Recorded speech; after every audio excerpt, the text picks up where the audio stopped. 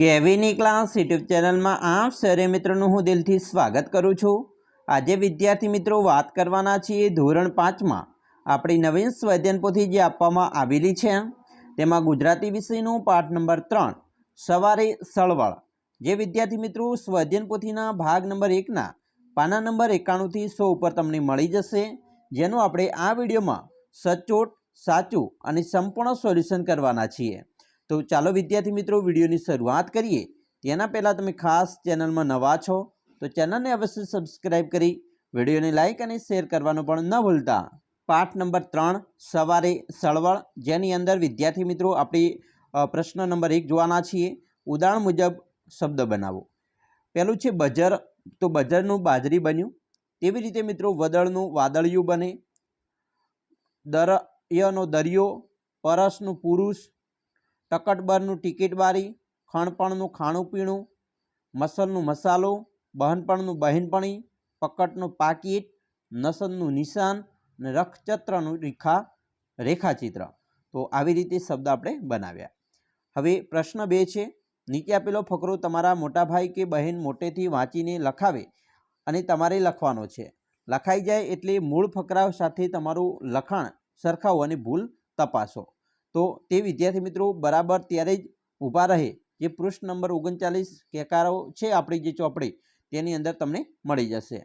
बराबर, तो आ जे छे ए मित्रों तमारे आ फकरो लखवानो छे अने पछी तमारे मित्रों बराबर तमे लख्यो छे के नहीं ए पण तपासवानो छे। तो बराबर त्यारे ज मने एक विचार स्फुर्यो। मैं फटाफट सोमूनु चित्र फरीथी दोर्यु। बराबर, आ फकरो छे। एक नानकड़ा चौरस में पहला मैं तेनी पीठनु मोटू चित्र बनाव्यु, पछी मैं तेना लांबा वाळ दोर्या, पछी मैं नदी में तरती होड़ीना दृश्य वडे चित्र भरी दीधुं अने एने ध्यानथी जोयुं। आ चित्र में देखाती पाणी में तरती होड़ीना सढनो नीचेनो भाग अने मारा पहला चित्र में देखाती होड़ीने जोईने मैं सोमूनी आँख में आँख नाखी भारपूर्वक कह्युं, सोमू सांगी त्यां ज ऊभो रहे। बराबर, तो आवी रीते तमारे पण लखवानुं छे। प्रश्न मित्रों 3 है। आपेला काव्य पंक्तिओं ने आधारे प्रश्नों जवाब लखवाना है। मित्रों अहींया गीजुभाई जे काव्य पंक्ति है बराबर संख्या में लेवामां आवेली है, तो एना आधारे आपणे प्रश्नों जवाब आपीए। तो पहलो प्रश्न है कि आ काव्य में कोनी वात है? तो मित्रों आ काव्य में गीजुभाई बधिकानी वात करी है। बीजो प्रश्न है गीजुभाई शुं करे छे? तो मित्रों गीजुभाई बधिका छे बाळकोने वार्ता कहे छे। त्रीजू, अहीं क्या बे शब्दों एकबीजाना विरोधी है? तो नाना अने मोटा ए बने शब्दों एकबीजाना विरोधी कहेवाय। चौथुं छे काव्य में वपरायेला प्रासवाळा शब्दों लखो। तो भाई, तो माई, सवाई, सगाई, तो आ प्रासवाळा शब्दों कहेवाय। अने मित्रों छठुं छे 5मो, काव्य में क्या बे शब्दों एकबीजाना समानार्थी शब्द है? तो शिशु, शिशु एटले बच्चा थाय, बराबर, ए समानार्थी शब्द है। छठुं छे काव्य में एक पंक्ति है, एक थी ए सवाई। अहीं सवाई एटले शुं? तो मित्रों अहींया सवाईनो मतलब थाय छे चढ़ियाती। बराबर। प्रश्न 4, कौंस में आपेला शब्दों उपयोग करी फकरो पूर्ण करी वाँचो। अहींया तमने शब्द मित्रों आपेला छे, एनो योग्य उपयोग करीने आपणे फकराने लखवानो छे। पहेलुं छे गुरुजी दररोज अमने वेदोना मंत्रो शीखवता, अमे पूरा ध्यानथी ए समजवानो प्रयास करता।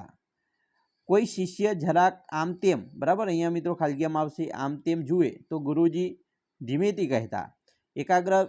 एकाग्रता विना तमने वेद मंत्रों आत्मसात नहीं थाय। मने घणीवार थतुं कि गुरुजी साचुं कहे छे, पण अमारी उमरे चंचलना सहज हती। एकवार मैं हाथ जोड़ीने नम्रताथी कह्युं, गुरुदेव क्षमा करजो, परंतु मन अमारा काबूमां नथी रहेतुं। गुरुजीए हसीने कह्युं, ए हूँ जाणुं छुं, तमे जो बळजबरीथी बराबर एने वश करवा जशो तो ए सामे थशे। गुरुजीए आंबाना वृक्ष नीचे बेसीने अमे भणावता हूँ हमेशा आगळ बेसतो। तो આવી રીતે ફકરો આપણે પૂર્ણ કરવાનો હતો। પ્રશ્ન 5, ધારો કે તમે બજારમાંથી પસાર થઈ રહ્યા છો અને અચાનક કોઈ નાનકડો અકસ્માત થયેલો જુઓ છો, તો તમારે 108ને ફોન કરવાનો થાય છે। તો તમારો 108ના ડૉક્ટર સાથેનો સંવાદ લખવાનો છે। તો વિદ્યાર્થી મિત્રો આપણે અહીંયા લખીએ કે તમે બોલો છો કે હું, હેલો, ડૉક્ટર કહે છે, હેલો, ક્યાંથી બોલો, હું શું આપની મદદ કરી શકું? तो આપણે બોલવાનું છે, ડૉક્ટર સાહેબ હું તમારો તાલુકો મિત્રો બોલવાનો છે અને તમારું ગામ આ જગ્યાએથી બોલું છું। અહીં એક અકસ્માત થયો છે અને તમારી જરૂર છે. ડૉક્ટર કહે આ સ્થળ કયા જિલ્લામાં આવેલું છે? પછી તમારે કહેવાનું છે તમે જે જિલ્લામાંથી આવો છો એ તમારે જિલ્લાનું નામ લખી દેવાનું છે. ડૉક્ટર કહે છે ચાલો મારી ટીમ સાથે હું ત્યાં હાજર થઉં છું, ત્યાં સુધી દર્દીનું લોહી ના વહે એ રીતે વ્યવસ્થા કરો. હું એટલે કે તમે બોલો છો. હા સાહેબ ચોક્કસ ડૉક્ટર, ચાલો અમે તરત ટીમ સાથે ત્યાં પહોંચીએ છીએ. અને હું આભાર સાહેબ. બરાબર, આપણે કોઈની મદદ કરે એટલે આભાર પણ માનવો જરૂરી છે. તેવી રીતે પ્રશ્ન 6 આપેલા શબ્દોનો ઉપયોગ કરી અર્થપૂર્ણ મિત્રો વાક્ય બનાવવાના છે. બરાબર, ચાલો અહીંયા મિત્રો તમને શબ્દ પણ આપેલા છે. પહેલું છે પૂનમની રઢિયાળી રાત્રે બધા ભેગા થઈને બેસવાની મજા આવે છે. તો એની રઢિયાળા ઉપર આપણે મિત્રો શબ્દ ઉપરથી વાક્ય બનાવ્યું. પછી પક્ષી નિષ્ણાત, તો ડૉક્ટર રંજત ત્રિવેદી પક્ષી નિષ્ણાત ડૉક્ટર છે. પછી ત્રીજું હોડીવાળો, તો હોડીવાળો ભાઈ ખૂબ જ સાહસિક છે. ચોથું પાકીટમાર, મોટા મેળામાં કેટલાય પાકીટમાર લોકો ફરતા હોય છે. શર્ટ. પાંચમું મેં લાલ કલરનો શર્ટ પહેર્યો છે. છઠ્ઠું શકમન, છેલ્લે શકમન લોકો પોલીસના હાથમાં તો આવી જતા હોય છે. ધૂંધળો. 7 સામે રહેલો કાચ ધૂંધળો હોવાથી ચોખ્ખું દેખાતું ન હતું. હરીફાઈ, શાળામાં કરેલ દોડની હરીફાઈમાં હું જીતી ગયો. ચિત્રપોથી, આજે દરેક બાળકે ચિત્રપોથી પૂરી કરી દીધી છે. મોબાઈલ, કેટલાક લોકોએ મોબાઈલનું વ્યસન થઈ ગયું છે. બરાબર, ચાલો એવી રીતે આપણે વાક્ય બનાવ્યા. હવે પ્રશ્ન 7 નીચે આપેલ વસ્તુઓને સરખાવી ઉદાહરણ મુજબ વાક્ય બનાવીને લખવાનું છે. જેમ કે જાડું તો પાતળું, થડ તો આંબો એરંડો. તો એનું વાક્ય બને કે આંબાનું થડ જાડું છે, એરંડાનું થડ પાતળું છે. આંબાનું થડ એરંડાના થડ કરતાં જાડું છે. વિશેષતા બતાવવાની છે. અહીંયા મોટું તો નાનું શહેર, તો કે અમદાવાદ અને મોરબી. અમદાવાદ શહેર મોટું છે, મોરબી શહેર નાનું છે. બીજું વાક્ય બનશે અમદાવાદ શહેર મોરબી શહેર કરતાં પણ મોટું છે. પછી ઊંચું નીચું, જેમ કે પર્વત ગિરનાર ને પાવાગઢ. વાક્ય ગિરનાર પર્વત ઊંચો છે, પાવાગઢ પર્વત નીચો છે. બીજું વાક્ય બનશે ગિરનાર પર્વત એ પાવાગઢ પર્વત કરતાં પણ ઊંચો છે. આવી રીતે બનશે વાક્ય. વધારે ઓછું, જેમ કે વસ્તી સુરત ડાકોર, તો કે ભાઈ વાક્ય બનશે સુરતની વસ્તી વધારે, ડાકોરની વસ્તી ઓછી છે. આપણું બીજું વાક્ય બનશે કે ડાકોરની વસ્તી કરતાં સુરતની વસ્તી વધારે છે. ચોથું દૂર નજીક, જેમ કે ચંદ્ર તારા. વાક્ય ચંદ્ર નજીક છે, તારા દૂર છે. વાક્ય ચંદ્ર કરતાં તારા કેવા છે? દૂર છે. પછી મોંઘું સસ્તું, ઘી તેલ. વાક્ય ઘી મોંઘું છે, તેલ સસ્તું છે. બીજું વાક્ય ઘી કરતાં તેલ સસ્તું છે. ચાલો હવે આપણે આગળ જોઈશું મિત્રો પ્રશ્ન 8 વાક્ય વાંચો, સમજો અને લાગુ પડતા બાજુના ખાનામાં લખવાના છે.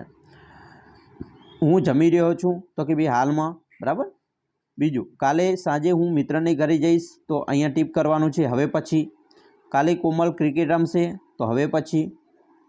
આસિફ ફિલ્મ જોઈ રહ્યો છે, તો હાલમાં જોઈ રહ્યો છે વર્તમાનકાળ. વિક્ટર આવતી મહિને પરીક્ષા આપશે, આપશે એટલે કે હવે પછી આપવાનો છે, આપી નથી ભવિષ્યકાળ. બરાબર.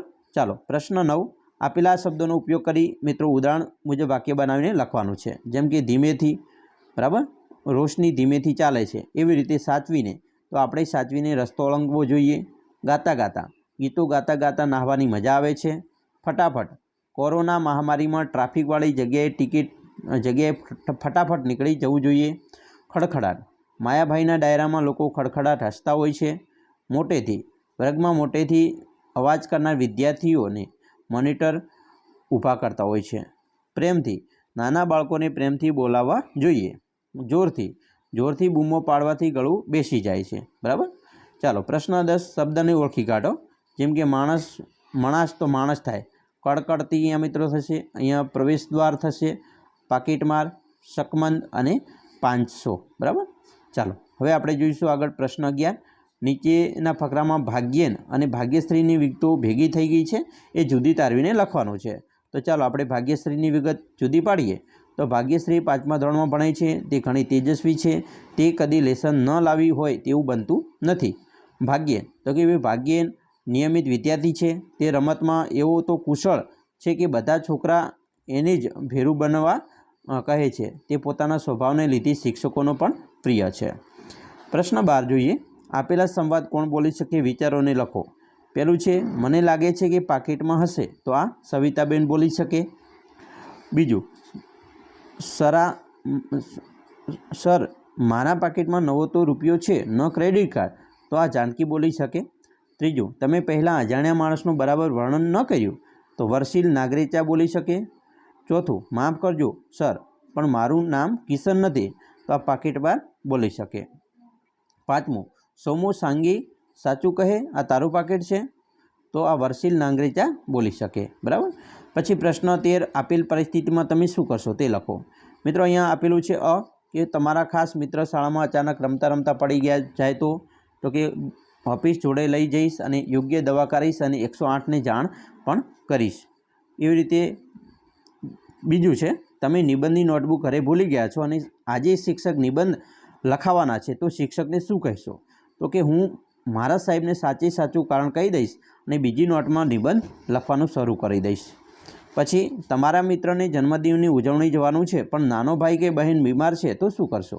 તો હું જન્મદિવસની ઉજવણીમાં જવાનું ટાળી અને નાના ભાઈ કે બહેન સાથે રહી તેની જરૂરી મદદ કરીશ. એના પછી તમારા ઘરે મહેમાન આવ્યા છે અને જમવાના પણ છે, તમે મમ્મી પપ્પાને શું સહકાર આપશો? તો આવી પરિસ્થિતિમાં મારા મમ્મીને રસોઈમાં મદદ કરીશ અને પપ્પાને પણ જરૂર મદદ કરીશ. પછી તમારે પ્રજાસત્તાક દિને એક પાત્રીય અભિનય કરાવવાનો છે, તમે એ માટે શું કરશો? તો કે ભાઈ હું એક પાત્ર અભિનયની સતત પ્રેક્ટિસ કરીશ અને સારો દેખાવ કરી શકું એવા પ્રયત્નો કરીશ. બરાબર. હવે પ્રશ્ન 14, વાક્યોના મિત્રો જોડકા બનાવવાના છે. પહેલું છે, જો તમે આવશો તો અહીંયા મિત્રો આપણો જોડકો બનશે તો જ હું આવીશ. બરાબર. પછી બીજું છે, અમે આવશુંય ખરા ને તો જમશુંય ખરા. પછી દાદાજી મુંબઈથી આવ્યા છે અને હલવા મીઠાઈ લાવ્યા છે. બરાબર. અને એના પછી જે વહેલા ઉઠે એ વીર કહેવાય. ગરમી એટલી હતી કે અમે પરસેવે નહાયા. તો આ વાક્ય આપણે બનાવવાના છે, જે મિત્રો આપણે અહીંયા બનાવેલા છે. બરાબર.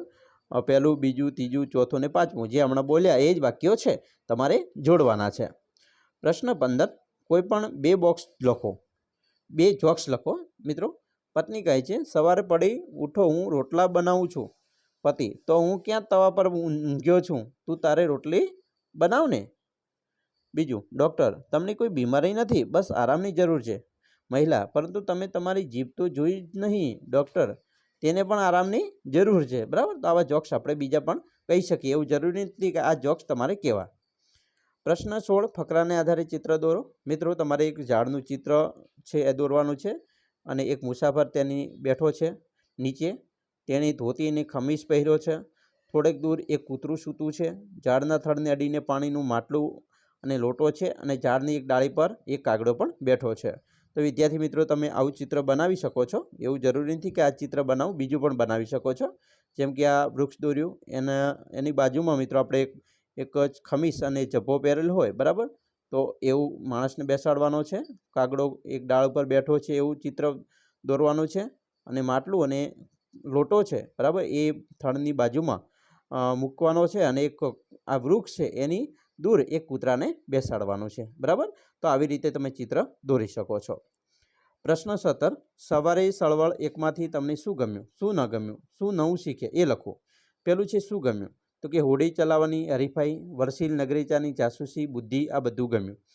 બીજું, શું ન ગમ્યું, તો કે પૈસા ચોરાયા, ચોરનું વારંવાર ખોટું બોલવું, આ બાબત ના ગમે. શું નવું શીખ્યા, તો પાકીટમાં લોકોથી સાવધાન રહેવું જોઈએ, આપણે તમામ વસ્તુ સાચવીને રાખવી જોઈએ. તો આ વસ્તુ આપણે મિત્રો તમારા પાઠ નંબર જે 3 છે, બરાબર, સવાર સળવળ, તો એના વિશે જોયું, સંપૂર્ણ સોલ્યુશન જોયું. અમે આશા રાખીએ છીએ તમને આપણો વિડીયો ખૂબ જ ઉપયોગી નીવડશે અને ખાસ વિડીયો ગમે હોય તો લાઇક, શેર અને સબસ્ક્રાઈબ કરવાનો પણ મિત્રો ન ભૂલતા.